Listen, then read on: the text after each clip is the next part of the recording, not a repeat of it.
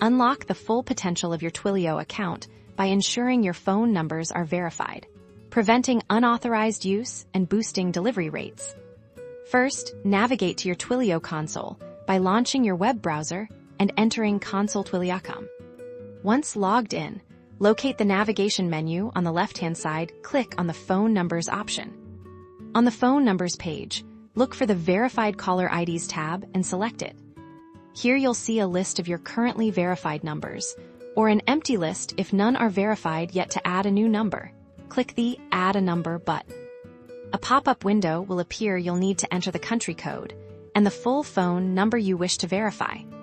Select the correct country code from the drop-down, and then carefully type in the phone number you want to verify. Make sure there are no typos. After entering the details, click the Add a Number button.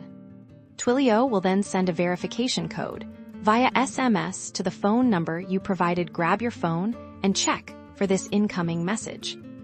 Back in the Twilio console, you'll see a prompt to enter the verification code. Type this code accurately into the designated field. Press the Verify or Submit button to complete the process. Congratulations!